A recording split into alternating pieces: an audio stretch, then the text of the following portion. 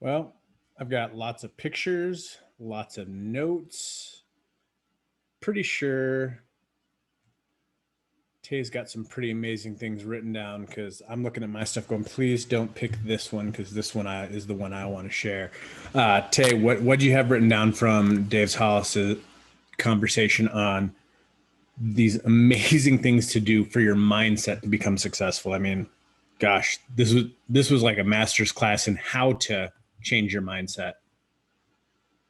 Yeah, no, I like how you kind of bounce around and hit different topics and just different aspects of life. And I think it just gives us a bigger perspective and understanding that, life isn't just a one-way street. Like, it's almost like if you ever been to Atlanta and you get on the highway and you like, it's so busy and so many different things going on. Like, life is that same way. And I love how it says you're the captain of your own ship.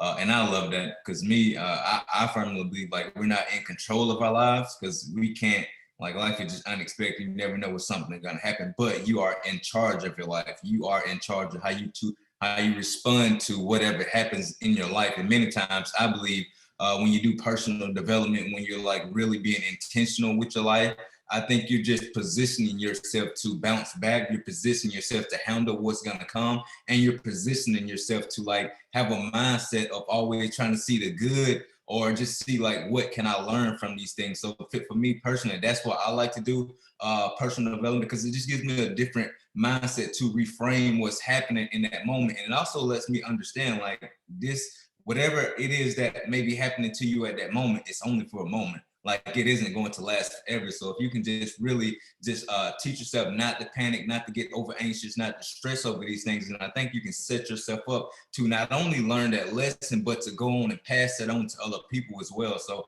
I love how he kind of just laid that out, and I love how he kind of gave his testimony of like everything that he's went through. Because I think for me, I think that what gives him credibility is for him to go through this, and in the midst of that, be able to have a mindset to like literally take a step back outside of his life and look like, okay, let's see if these particular things can play out. And I think when he did that, life was still happening at that moment, but he removed the stress of it. He can literally put it all out. He said, these are the possibilities of what could play out. And this is the avenue that I'm going to take, knowing whatever happens out of this, like, it's going to happen and I'm prepared for that. So I think many times we have to do that same thing. Is I love it. For me, it was like he almost just removed the stress. He wasn't like sitting and dwelling on the worry and all these things. He was like, no, I'm going to be proactive. Like, life is going to continue to happen, but I'm going to like be in charge of how these things play out. So I love that. And I love how you said the life you really want begins outside of your comfort zone. And I think when you literally, if you're on the Zoom, that means you decide to bet on yourself and do something that most people don't do, which is join a company to get online to hear your family say, we don't want to see you post this, we don't want to see you action. And people talk about all these things. So I think me, that's really outside of your comfort zone because you're doing things that most people wouldn't do, which is bet on yourself. And I think many times we can like, especially just within our business, it's almost like a revolving door. Sometimes we can get, we can really just lose confidence, or we can just really be hard on ourselves. But I think many times, I don't want to say if you convince somebody to show up, but if you inspire somebody to bet on yourself, that is a win. You have to understand most people is comfortable with just getting a job because they understand if I go and work 40 hours a week, there's going to be a paycheck. Most people don't understand if I go out and reach out to 100 people and one maybe say yes, like, you have to understand, like, it's not about that one person that's going to say yes. It's not about asking 100. It's like, what can I do to like really like increase this? How can I get more and understand like it is a numbers game? And I think once you just literally inspire somebody to do something that, they're willing to take risks and step outside of their comfort zone and bet on yourself, you planted a seed within that person that's going to last for generations to come. So one thing I tell my wife all the time is like, sometimes we kind of get discouraged when, people join and people leave and people do this and people do that all the time. Like, you don't lose anyone. You launch people, because when somebody decides to like really be inspired them to better themselves because you asked them to do so, you have to understand that you've exposed that person to something they probably would never ever get again. And many times that's personal development. Many times that's seeing people just go from just standing in food line like Joe and Stephanie to like literally going and changing lives for people's like just incredible testimonies. And I think once we get people into this, we expose them to that, and that expands their mindset to where they can't go back to just sitting at a day job. That they become very uncomfortable and unsettled because they know it's more is out there for them, but they have to put in that work as well. So I love that. And then I'll just share two more things that he said that I really like. He said, make sure your mindset and your intentions are in line. And I think that's incredibly important, especially for just day-to-day living. If your mindset is negative, but your intentions are positive, you have to understand that's like starting a new year with these resolutions. Like your mindset is you're going to do this, but your intentions, I'm only going to do this for the first month. So you have to understand that isn't going to last. You have to have that same intentions and mindset, like almost every single day. You have to make sure you're like they are aligned and you're taking steps in that direction. I think many times when you do that, part of that is like, what are you feeding your mind? Because if you are feeding your mind like things that aren't going to push you toward where you want to go, then you have to understand you're going to go in the direction of whatever you're feeding your mind with. So that's why it's important to do personal development, to just show up to around people who's speaking positive things, who's doing the things that you want to do, so you can continue to move in that direction. And just the last thing that I'll share that I really love, I love that he talked about this, because I don't think many people, some people do, but not most. And he talked about just the value, just having values. And I think that is huge, because I think the values are literally something that you can be anchored to. And I think what he said many times, it's not about what you do, it's about what you don't do. And I think that's what values allow you to do. It allows you not to waver from your belief system, not allow you not to waver and get away from the things that you truly believe in. And it also allows you to take criticism not in a negative way. Like I have my value system in place, and I make videos a lot of times, we do a lot, and we get a lot of negative feedback. So instead of me like really getting overwhelmed and just really taking it personal, many times I'm like, okay, if I did this and I put this out and somebody don't like it, like how can I fix what they don't like about it? Because I'm not trying to reach the people that like what I'm saying. Like these are the people that I want to reach. Like I want, like, if I can get you to believe in the message that I'm trying to put out, then I know I am winning. So I'm going to tailor it to you, because you're saying something that's so small, and most people may take that criticism like, well, get off my page, unfollow me, do these things. I'm like, no, like, okay, tell me more. Tell me some more negativity so I can like literally get better. Because we have to understand, when people criticize you, that means there's something within whatever you're putting out that can be corrected, that you do have room to grow. And I think for me, when people criticize me, it's a reminder, you have room to grow. You haven't made it yet. There's always somebody that's going to tell you where you're lacking. If you listen to that person, you can literally grow and go to that next level. But if you don't, you're going to continue to make some of those same mistakes that may hurt you down the line. So for me, understand, like when you have a value system that's in place, you don't let criticism rock you. You don't let criticism sway you or turn people away. You're going to say, okay, I know my value system. I'm confident in what I'm doing, but this is a new way to fix or correct or to make better the things that I'm doing. So I just love that he talked about the value system, just understanding what you stand for and really not wavering from that. And I think once you do that, you just take on a mindset of like, not everybody is attacking you because they don't like you. Is that it's almost like when we talk about the love languages. If you're like Job, Stephanie, he get her flowers all the time. Like if I was to bring Carrie flowers all the time, she'd be like, stop buying me flowers. That's her love language, is like words of affirmation. Same thing, if you're speaking the language, you're doing things that people can't understand, and they're not going to receive what you're getting in a way that's going to please you or themselves. So many times I think we have to understand, like we have to get into other people's lane, get into their box. We have to speak their language so that we can reach them in a way that it's going to make a positive impact for them. So I think this was just so good. I just love how he just went from different videos, just kind of giving us different nuggets from different aspects of life. And I think that's what, for me, just kind of made this, I love just the layout of it and how to just bring us something new as well. So thank you for sharing this one, Joe. And I really got a lot out of this. And we have so much going on. So for me, this was just good to take a step back and just understand, like you have to just literally take a step back, use the moment, like we're about to have a total life change. But for me, it's like, take a step you back. are. Like, I know, and like really like come up with a game plan of how you can use this, and not only just use it to benefit yourself, but how can you like translate this over to business or whatever the case may be, or however you can impact people. So for me, I think it's an opportunity for us to learn and really grow in areas and be tired at the same time, but also come out of this better and just kind of really be able to apply it to our business in a new way, so we can do some new things opposed to going back and reverting back to the things that we were doing before, So good. I love this topic. I've talked on it a couple different times And normally the aspect that I come from on this one is if I could right now and give you all $1 million, that would be awesome.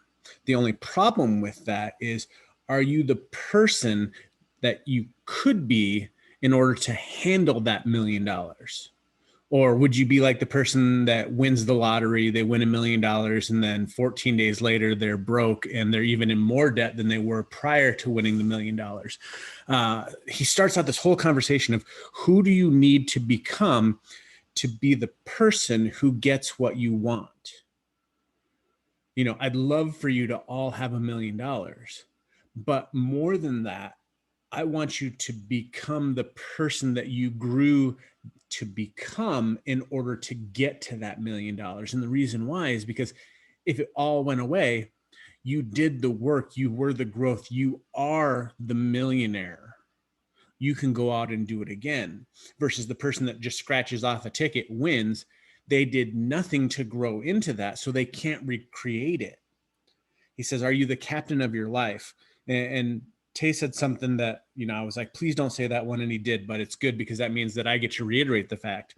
The life that you want is outside of your comfort zone.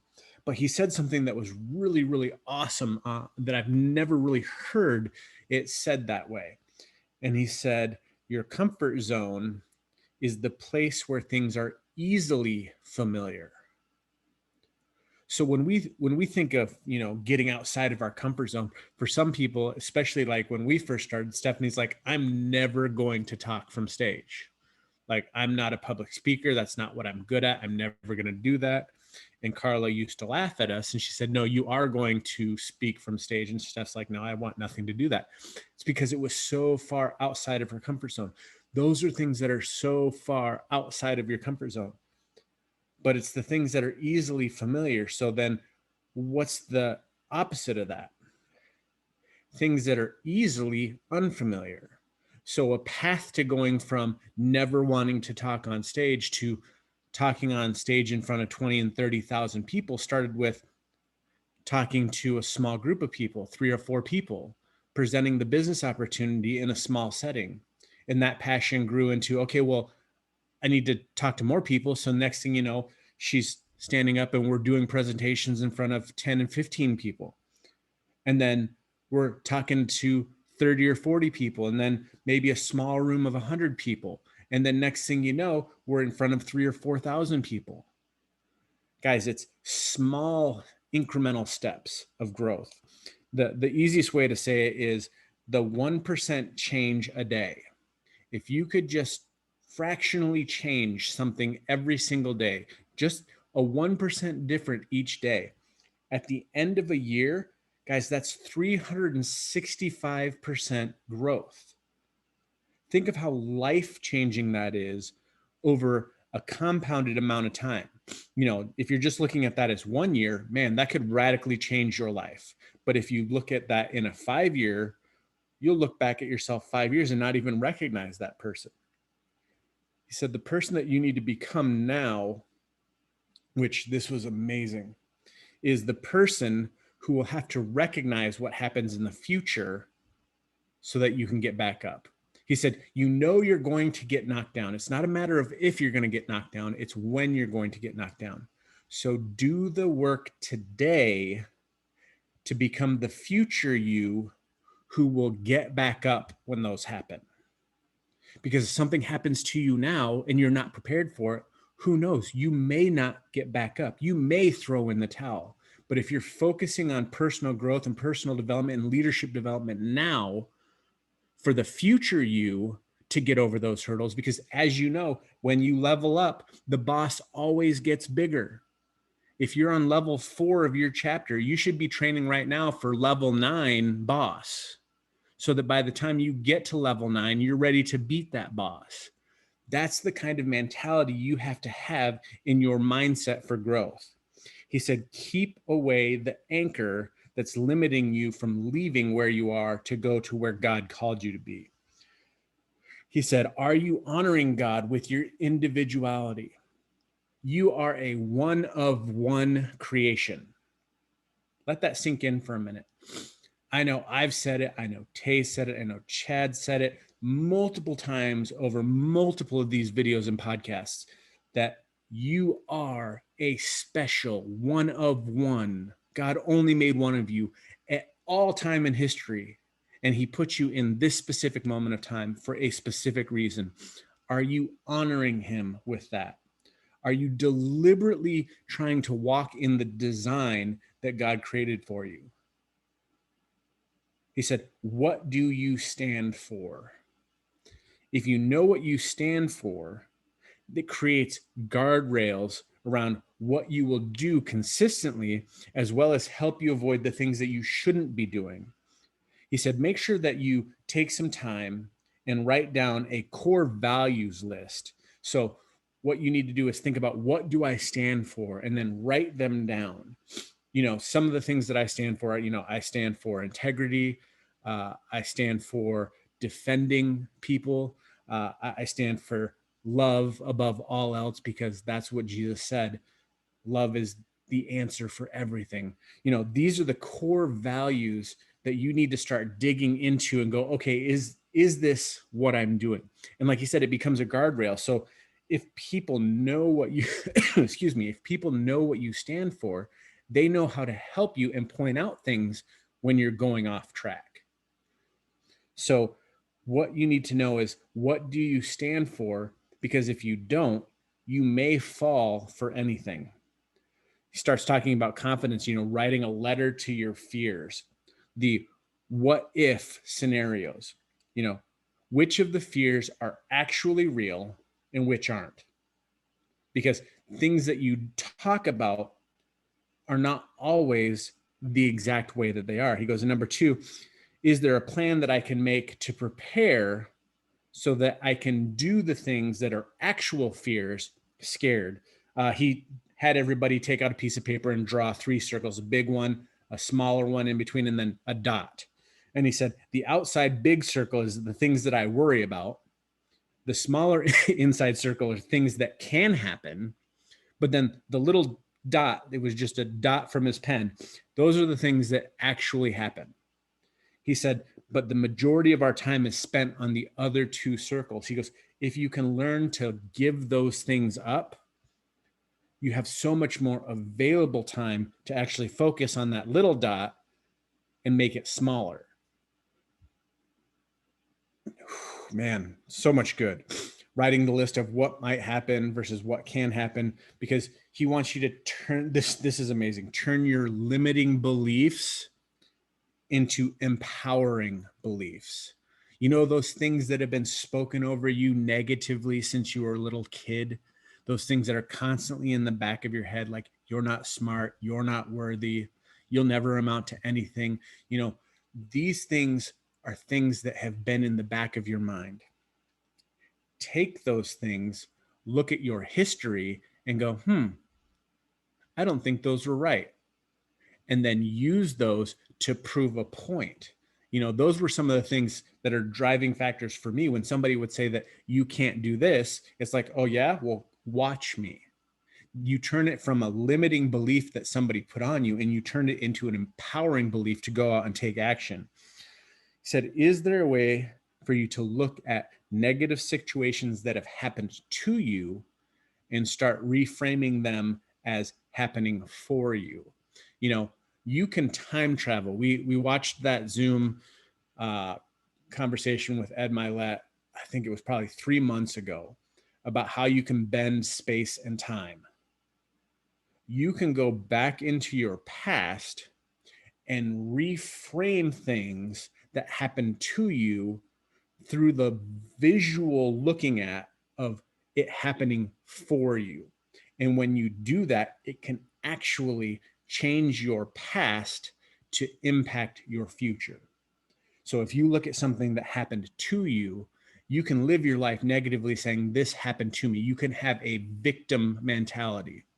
But the moment that you look at what happened to you and you go, this happened for me, and God gets the glory, now all of a sudden you have a victor mentality and your future is completely different.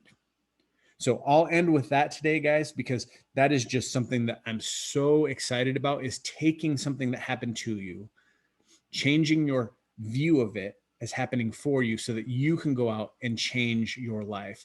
Guys, love this talk. Make sure that you share this with somebody, because this is something that could trigger something in somebody's life that could catapult them into a completely different life than they had before. Go out and make it an awesome day, guys. Thanks for coming in. We'll see you here again next time.